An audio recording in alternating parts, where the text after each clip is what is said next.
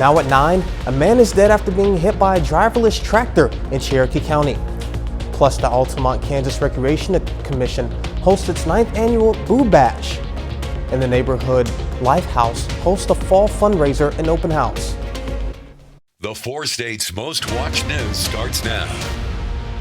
Good evening and thank you for joining us. This is your KOAM News at 9. I'm Jalen Banks. The Kansas Highway Patrol says one pedestrian is killed after a driverless tractor struck the pedestrian. According to the crash report, the incident occurred off of Northwest Liberty Road in Cherokee County yesterday afternoon. The Kansas Highway Patrol says the driverless tractor struck a 2006 Chevrolet truck, and the pedestrian was Joseph N. Carlson, who was 73 years old. Carthage Fire battled 2 large grass fires today. 7:30 a.m. near Jack Pine and County Road 170 with assistance from Jasper, Missouri Fire and others. Then 2 p.m. on Dogwood Road and County Road 130 as Dunwick Fire assisted with a brush truck. And as daylight came, there was nothing but a pile of rubble where Iglesia Cristiana once stood at 122nd Grant. It burned in a late night fire that spread from warehouse. The Missouri State Fire Marshal is helping with that investigation. And now we move to weather. Sam, what do you have for us? Well, the good news is that the winds are starting to die down just a little bit, and also we have rain in the forecast. In fact, radar right now is showing a little bit of shower activity near Nevada and also out towards Chautauqua County, just south of Wichita. This is all in preparation for the next storm system that's coming into our area, and that means rain, and that's going to help put a dent in this huge drought that we're still dealing with in the extreme and exceptional categories across our area. The winds right now are a little bit less than what they were earlier today. We saw winds over 40 miles per hour in many locations. Now we're just seeing around 20 miles an hour, maybe 30 miles an hour still up at Yates Center and Chanute, but those winds are going to start dying down just a little bit. All right, let's take a look at our forecast. Wet Monday, chilly rains, a drought buster perhaps, and also, what about spooky Halloween? We'll have all the details coming up in just a little bit. Altamont, Kansas Recreation Commission hosted their 9th annual Boo Bash. Free drinks, food, and games took place. Costume and pumpkin contests were held, and the top 3 winners each got a prize. Local businesses sponsored the event with toys for door prizes, and every child was able to receive a treat of goodies. It gives everyone a sense of pride of small town community to come together and be able to just show support in our own little town. Following the Boo Bash, the city of Altamont held their trunk or treat. The neighborhood Lifehouse is having a fall fundraiser and open house. The Lifehouse serves the community through after-school programs for kids and through other community events. Tonight's fundraiser consisted of a dinner and silent auction. We've had an annual fundraiser for several years, and it's usually been in the fall to just update donors, to get connected with people who might not have known about our ministry and get the word out, and also to connect more people with what we're doing here through Neighborhood Lifehouse. The Neighborhood Lifehouse is located at 516 North Wall Avenue in Joplin. The Calvary Baptist Church in Joplin held their fall festival today. There was a multitude of family activities such as candy, food, music, games, and more. The event gives individuals opportunities to enjoy some fall fun and fellowship. Really, there's nothing better than to see the little kids as happy as they are. You know, they're having a great time, and that's what we're really about. You know, we want to make sure that they feel welcome and that they know that this is a good church home for anybody who wants to come. If you're looking for some fall fun and events, you can find them on our website at koamnewsnow.com. Key midterm races are getting tighter by the day as November 8th approaches. Campaign arenas are filling up with political heavy hitters, including former President Trump, who rallied for Republican candidates in Texas last night. Fox News correspondent Alexandria Hoff has that story. Let's start in Pennsylvania. That's one of 4 Senate races that Fox News Power Rankings has classified a toss-up, where Dr. Mehmet Oz has been chipping away at the once sizable lead that Democrat John Fetterman once held. On Tuesday, the two will hold their first and only debate, putting Fetterman's health in focus. He spoke at a campaign stop earlier today. Had a stroke back in May, and it really... And despite all that, survived to be back. Due to remaining issues processing speech, Fetterman will be relying on closed captions during the debate. Oz has questioned if Fetterman is well enough to perform the job and will likely have to balance that thought while also trying not to appear insensitive on stage. Another toss-up, Georgia's Senate race where Senator Raphael Warnock is facing off against Republican candidate Herschel Walker. This week, former President Obama will head to the Peach State to rally support for Warnock and Stacey Abrams in her lagging attempt to unseat Governor Brian Kemp. The former president will also head to Detroit to campaign for Governor Gretchen Whitmer there, who leads Republican challenger Tudor Dixon, although by a slimmer margin than she had. And last night, former President Trump rallied for Republicans in Texas, placing his bets on a GOP sweep nationwide. This is the year we're going to take back the House, we're going to take back the Senate, we're going to take back America. While former President Trump has a way with rallying Republicans, there is some GOP concern that his presence on the campaign trail inspires Democrats to vote as well. In Washington, Alexandria Hoff, Fox News. We take this time to honor tonight's four-state hero. Bob Lane, a Joplin native, served in the Army during the Vietnam War. He served in the Army Ranger Long Range Recon and the Special Operations Team. To Bob Lane, we thank you, our four-state hero. And coming up, how summers at the beach can impact your health. If you ever feel as if the stress of your job will put you in a hospital, a new report shows you may not be that far off. Fox News correspondent Charles Watson has that story. It's a finding that comes as no surprise to many workers that your overly demanding boss or work schedule could be taking a toll on your health.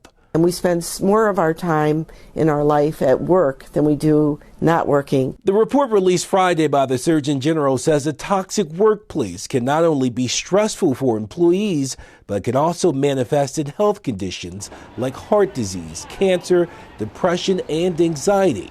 Some of the biggest factors on workers' well-being include low pay, harassment or discrimination, overwork, or long commute. The report identifies 5 components of a healthy workplace. Those include protection from harm, giving workers enough time and space to do their work, and connection and community, a feeling of inclusion with coworkers and bosses. We all need to feel like we're included and supported and trusted in the workplace. Work relationships matter. Other things for companies to focus on include work-life harmony, the space to be able to take care of personal and family issues mattering at work, the feeling that the work you do deserves a purpose, and opportunities for growth and career advancement. We are a very work-oriented, work-first culture, and maybe this will shift the needle a little bit toward promoting a culture of health and well-being. Experts say the pandemic forced both companies and workers to reevaluate their priorities and place a bigger focus on work-life balance. In Atlanta, Charles Watson, Fox News. Those summertime trips to the beach way back when weren't just fun while they lasted. You may still be getting benefits from them. Research published in the Journal of Environmental Psychology has found being near what are called blue spaces, such as beaches and lakes during childhood, is linked to better mental health later in life. The study says visiting those types of locations when you're young can make a big difference in your health as the years go by. Scientists found that building familiarity and confidence in and around blue spaces during childhood may stimulate an inherent joy of nature, and that could encourage people to continue to enjoy the great outdoors and benefit from it throughout their lives. Fentanyl overdoses have now claimed lives of over 70,000 people in the past 12 months, and San Francisco's Tenderloin district has become the epicenter of the illegal drug crisis. Addicts and those in recovery tell us that the city has done virtually nothing to facilitate recovery, only enabling users in a continuous cycle of addiction. With fentanyl now responsible for nearly 75% of drug overdoses in San Francisco this year, Fox Lauren Simonetti investigates how fentanyl has changed the game of fighting addiction. The war on drugs is now the war on fentanyl, and many would say it's being fought with all the wrong weapons. Fentanyl has changed the entire game here in San Francisco. You can't buy heroin out here anymore. Nobody sells heroin and nobody uses heroin. Everybody has transitioned over to fentanyl. Fentanyl is the most dangerous drug to ever hit the streets of the United States in history. Fentanyl has killed more than 70,000 Americans in 12 months. Here in San Francisco, it's the dominant drug. It's responsible for 3/4 of drug overdoses. How does he not know what he just inhaled won't kill him right now? He doesn't. This is that whole thing I was saying earlier. He just doesn't care. He's so low, he doesn't care. You're just addicted. Tom Wolfe was a fentanyl addict and lived on the streets here in the Tenderloin district. Brazen drug dealing and rampant drug use in the shadow of City Hall, the same City Hall residents say actively enable the fentanyl crisis. Start getting them out of here. I mean, you killing these kids off. You know, the kids can't even walk and go to school without seeing all this. People walk around with foil and straws in their mouth. And the crisis is devastating families across the country. Jackie Berlin's son has been an addict for 10 years. He deteriorated faster on fentanyl in 2 years than he did on 8 years in heroin. There's always that pain of the one that's struggling and on the streets, and it's just always with me. Jackie also said she hoped her son would be arrested and put behind bars so he can try to get clean. In San Francisco, Lauren Simonetti, Fox News. Sam Lane joins us with a look at the forecast next. And later, Ikea has a new self-driving truck.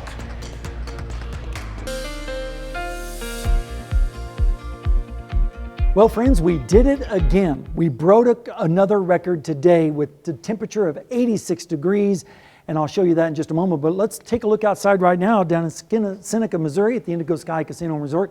Pretty nice evening down there. It was warm and windy down there as well across the entire four-state area, and temperatures really soared as a result. Look at these highs today, generally in the mid-80s in many locations, including Columbus, Fort Scott, Pittsburgh, all with 85, 86 in Chautauqua, 84 in Chanute, a little bit cooler up in Yates Center with 82. The 72 down in Grove is in error. There's something wrong with the sensor down there. Generally, everyone got into the 80s this afternoon. And in Joplin, we made it up to 86, which beat the record set back way back in 1947 of 85 degrees. The low was 70, which was actually warmer than the normal high. So we certainly were warm today. And over the last few weeks, it's been warm too. Yesterday we set a record. Today we set a record. We've had 16 days above normal, 5 below, and 2 normal days out of the entire month so far. So we're probably going to end up above normal on temperatures by the time October ends. All right, let's take a look. We have some showers on radar up near Nevada and also down in southwestern parts of Oklahoma and south central Kansas. But right now there is a little bit of a shower activity near El Dorado Springs, extending on over into Cedar County. That is a harbinger of things to come. We're going to see the rain really increase over the next 24 to 36 hours, and that's good news. Temperatures right now are generally in the 60s across the area. Again, ignore the 63 in Grove with the temperature sensor problem there. 78 in Yates Center, 79 in Neodesha still at this hour. Dew points, they're up there as well. So it's making it feel a little bit more humid out there, but with dew points in the 50s and 60s, that's going to help those thunderstorms produce quite a bit of rain, and that is certainly some good news. Right now in Joplin, we're sitting at 75. Look at those winds, south at 24, gusting up to 30 miles per hour still. It feels like 75. The dew point's 57. The humidity is about 53%, and the pressure is rising slightly. There is a risk of severe weather tonight, but the good news is it's all way up to the north, up in eastern South Dakota, southwest Minnesota, northwest Iowa. Here in our area, we're not going to really have to worry about any severe weather. The threat is low on all the categories, but on Monday, it changes. Notice the severe risk across East Texas, extending up into southeast Oklahoma and southwest Arkansas.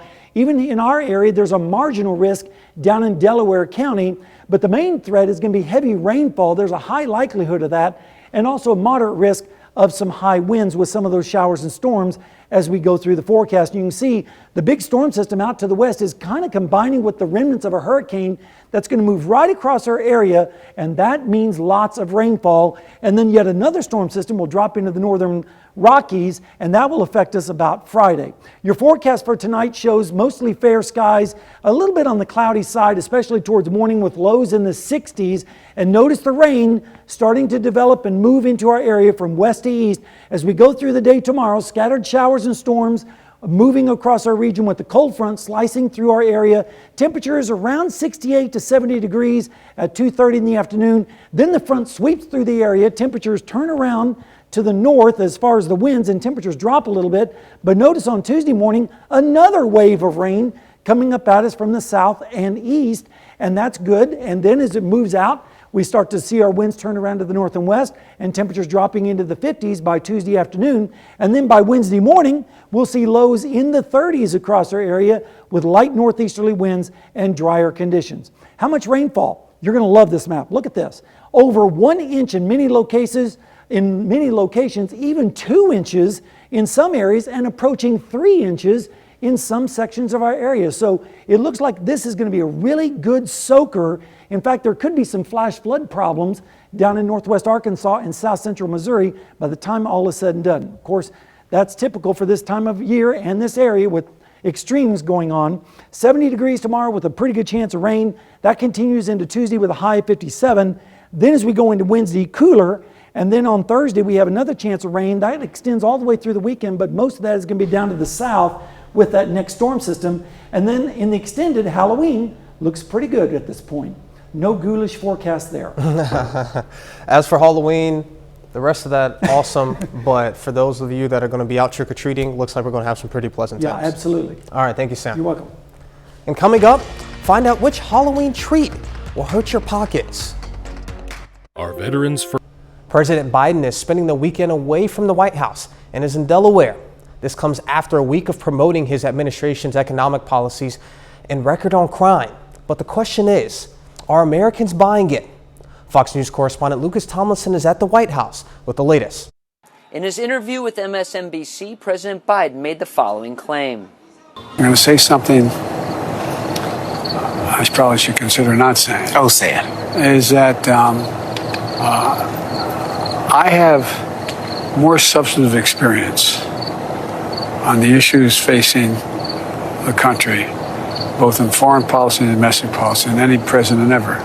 Critics look at the hasty withdrawal from Afghanistan, which cost the lives of 13 American troops and more than 170 Afghans at the Kabul airport after the suicide bombing, as the reason the president's approval rating has tanked. Biden's poll numbers have remained underwater since, though have inched up lately. Inflation has soared since he took office from 1.4% to over 8% all year. The Washington Post reports Vice President Harris refused to go out on the ramp to meet the first shipment of humanitarian aid flown in from overseas during the baby formula shortage, and even the president's closest economic advisors have reservations about spending trillions of dollars as a solution to the inflation crisis. Quote, inside the White House, even Jared Bernstein, a longtime Biden economic advisor known for his left-leaning views, had concerns over the summer about what impact the massive infusions of printed money, about $500 billion in 2021 alone, would have on inflation. On the campaign trail, most Democratic candidates have avoided the subjects of inflation and crime. Right now, we've got a Democratic Congress that rubber stamps everything Joe Biden does, and he wants more spending that results in inflation. After some initial court victories, a federal appeals court in St. Louis blocked the president's plan to bail out student debt. The White House says it will proceed at full speed ahead until a final decision is made. At the White House, Lucas Tomlinson, Fox News.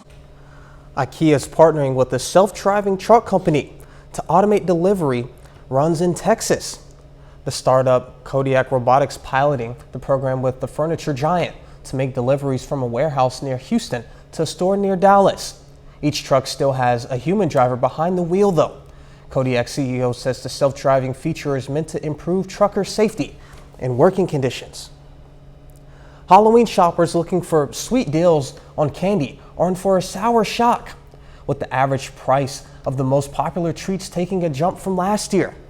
Data Assembly's Grocery Price Index saying the 10 most popular candies rose an average of 13% in price since last year. Some brands like Skittles and Starburst increasing over 30%.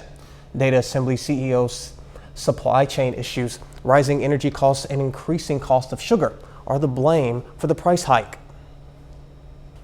That's a look at the first 30 minutes of the KOAM News at 9. We'll be back with more news, weather, and sports after the break. Now at 9:30, a man is dead after being hit by a driverless tractor in Cherokee County. Plus, the Altamont, Kansas Recreation Commission hosts its 9th annual Boo Bash. And the Neighborhood Lifehouse hosts a fall fundraiser and open house. The four states' most watched news starts now. Good evening and thank you for joining us. I'm Jalen Banks.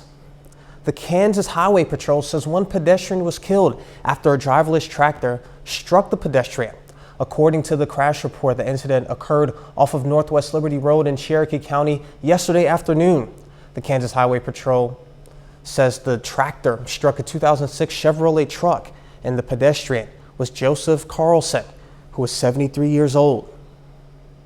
Carthage Fire battled two large grass fires today. 7:30 a.m. near Jack Pine and County Road 170 with assistance from Jasper, Missouri Fire and others. Then 2 p.m. on Dogwood Road and County Road 130 as Dunwich Fire assisted with a brush truck. And as daylight came, there was nothing but a pile of rubble where Iglesia Cristiano once stood at 122nd and Grant. It burned in a late-night fire that spread from a warehouse. The Missouri State Fire Marshal is helping with that investigation.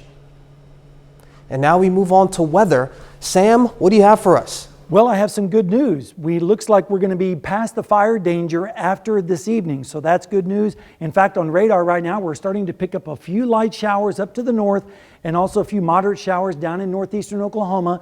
This is the start of the storm system that's going to be moving into our area, and that's good news because we're going to get a lot of rain over the next day or so, and that's going to help with the drought situation, which is still exceptional for a large chunk of our area and extremes surrounding that. Now, the winds today is what exacerbated the fire danger today. Generally, winds were over 30 miles per hour, even gusting up to 40. Right now, we're still seeing 30-mile-an-hour winds out there, especially to the north and west. But these winds are going to start dying down just a little bit, and that's good news for the fire danger. We're going to have a wet Monday and also some chilly rains on Tuesday. In fact, this whole thing could be a drought buster, and we'll also take a look at our Halloween forecast coming up in just a little bit. Altamont, Kansas Recreation Commission hosted their 9th annual Boo Bash. Free drinks, food, and games took place. Costume and pumpkin contests were held, and the top 3 winners in each category won a prize. Local businesses sponsored the event with toys for door prizes, and every child received a treat bag of goodies. It gives everyone a sense of pride of small town community to come together and be able to just show support in our own little town. Following the Boo Bash, the city of Altamont held a trunk or treat. The neighborhood Lifehouse is having a fall fundraiser and open house. The Lifehouse serves the community through after-school programs for kids and other community events. Tonight's fundraiser consisted of a dinner and silent auction. We've had an annual fundraiser for several years, and it's usually been in the fall to just update donors, to get connected with people who might not have known about our ministry and get the word out, and also to connect more people with what we're doing here through Neighborhood Lifehouse. The Neighborhood Lifehouse is located at 516 North Wall Avenue in Joplin. The Calvary Baptist Church in Joplin held their fall festival today. There were a multitude of family activities such as candy, food, music, games, and more. The event gives individuals opportunities to enjoy some fall fun and fellowship. A judge has ruled Dr. Anthony Fauci and a former White House press secretary, and they must comply with deposition requests in a lawsuit, along with several current and former Biden administration officials. The suit alleges the White House colluded with big tech to censor free speech on multiple topics. Fox News correspondent Charles Watson has the details.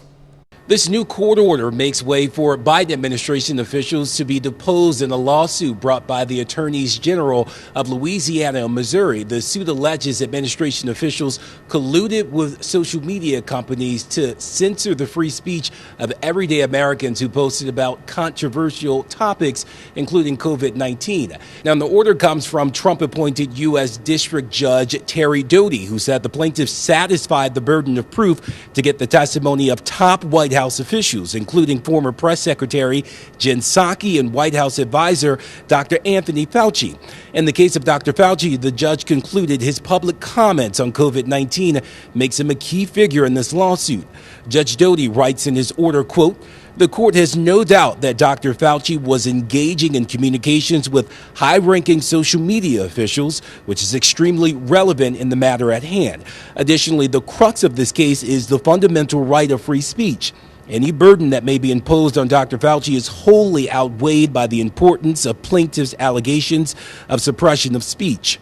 The original suit filed in May alleges Biden administration officials pressured and colluded with social media companies like Facebook and Twitter to censor and suppress information on a number of topics, including the Hunter Biden laptop story, COVID-19 origins, and security of voting by mail. Missouri's AG Eric Schmidt had this to say about the latest ruling, quote, "It is high time we shine a light on this censorship enterprise and force these officials to come clean to the American people. And this ruling will allow us to do just that. We'll keep pressing for the truth." And the Biden administration in the past has denied any allegations of colluding with social media companies. Fox has reached out to both the White House and Dr. Fauci's office for comment on this latest ruling. We're waiting to hear back. In Atlanta, Charles Watson, Fox News. Coming up, what's next for Ukraine after facing massive power outages? As Russia's war on Ukraine enters its 8th month, Russian forces are targeting Ukraine's power grid. Ukrainian officials say more than 1.4 million homes are without electricity so far as winter approaches. Fox News correspondent Trey Yinks is in Ukraine's capital with the latest. The targeting of power grids is a major problem for the Ukrainians headed into the winter months. It's part of the reason the Ukrainians and their allies are calling for more support. As Ukrainian forces advance on the southern city of Kherson, Russian-backed officials are urging civilians to flee. The Ukrainians say Russia mined a large hydroelectric dam in the region and may blow it up to cause a massive disaster and slow the counteroffensive. The developments on the southern front come as Russia continues to target Ukraine's power grid, plunging much of the country into darkness. With winter around the corner, a lack of electricity will have many civilians freezing as the war grinds on. Ukraine and its allies are calling for more military support while the battlefield changes and the threats against Ukraine increase. Winter is coming. So it's really imperative that the U.S. government and politicians continue to support the war effort, not only through passing funding, but also engaging in the international community in discussion with NATO. Daniel Elkins is the founder of the Special Operations Association of America. He provides updated information to a variety of people, from ground soldiers to policymakers in Washington. With Russia now using Iranian-made drones and looking to countries like North Korea for ammunition, Elkins explains how the conflict is developing. Who are all of Russia's allies right now? Iran, North Korea, China. So I think it's very important that we continue to support this war effort, because this is not just a battle for Ukraine against Russia. This is a battle against democracy and tyranny. Russia's defense minister spoke today with European counterparts, saying that Ukraine plans to use a dirty bomb on the battlefield. There is no evidence to support this propaganda from Moscow, but analysts are concerned this could be Russia's way of laying the groundwork for a false flag attack. In Kyiv, Trey Yinks, Fox News. Well, friends, it's been a warm and windy weekend across the area. We set 2 records yesterday and today for high temperatures. Right now, it's still pretty mild out there, including Seneca, Missouri, with this Indigo Sky Casino and Resort. Temperatures, as I mentioned, were very warm this afternoon, record-setting, in fact, across our area. 86 in Fort Scott, 85 in Nevada, 86 over in Stockton. Usually they're cooler over there. 81 in Cassville, still 80, mid-80s out to the west as well. Temperatures this afternoon made it up to 86 in Joplin, which beat the record of 85 back in 1947. And our low was actually warmer than the normal high. So that just kind of gives you an idea of how warm it was today. In fact, over the last 3 weeks, we've had 16 days above normal on the high temperatures, 5 below and only 2 normal. And we're going to see below normal temperatures this week with the rainfall. In fact, here's a look at the radar right now. We're still under a wind advisory until 1 o'clock in the morning, but we're starting to see showers developing up towards the north, up to the north and west of Nevada around Mound City and Rich Hill. So that's kind of the beginnings of the storm system that's going to be impacting our area. Temperatures right now are still in the mid-70s at this hour, even close to 80 in Neoshe with 79, 78 in Sedan, 77 in Independence, and 79 over in Oswego. The dew points are up as well, generally in the upper 50s to around 60 degrees, and that's what's going to help fuel those thunderstorms as we have that front moving in from the north and west, and that is good news because we desperately need the rainfall. Right now in Joplin, we're sitting at 75. That wind is still out of the south at 24 miles an hour, gusting up to 30 at times. Dew point is 57 and the humidity is 53%. And the pressure is currently rising. There is a threat of severe weather, but it's going to be way up to the north tonight, way away from us. We're not going to have to really deal with that in our area. In fact, we're expecting most of the severe weather is going to be down to the south tomorrow. You can see across eastern Texas, western Louisiana, southeast Oklahoma, southwest Arkansas. Here in our area, the main threat is going to be heavy rainfall. Isn't that nice? And then maybe a little bit of a moderate risk of some high wind with some of those thunderstorms, but the main thing is the rain. In fact, here's a look at the look ahead. We have two storm systems. One digging down over southern Utah, and this is the remnants of Hurricane Roslyn. And these two systems are going to combine together, and when they do, all that tropical moisture is going to come up right across our area, and that means very efficient rain-making thunderstorms will move across our area, giving us a big relief from the drought conditions that we've been experiencing. Lows tonight, not very low, generally in the 60s to around 70 degrees, with the scattered showers and storms developing by morning. Then during the day, they sweep across the area with temperatures, a short thermometer tomorrow, with temperatures still remaining in the 60s as the front slides through our area tomorrow afternoon. That moves away, but another round of rain develops on Tuesday from the south and spreads across our area. It'll be a little bit of a chilly rain with temperatures in the 40s, and then by Tuesday afternoon and evening, that moves away with winds turning around to the north and west, generally temperatures in the upper 50s to around 60 degrees. And then as we go into Wednesday morning, it's going to get chilly again with lows in the 30s across our area with light northeasterly winds. How much rain? You're going to love this map. Look at this. Several inches of rain are going to be possible across our area by the time this is all said and done. Some areas could see over 3 inches of rain, and that would just be a godsend. Everyone should get around an inch or more, so that's good news for the drought conditions. And as you can see on the forecast, we're seeing 57 on Tuesday, 63 on Wednesday with mild conditions, and another chance of rain as we come back into the next weekend, but most of that I think is going to stay down towards the south. Now you want to stay tuned because we have more sports and news when we return.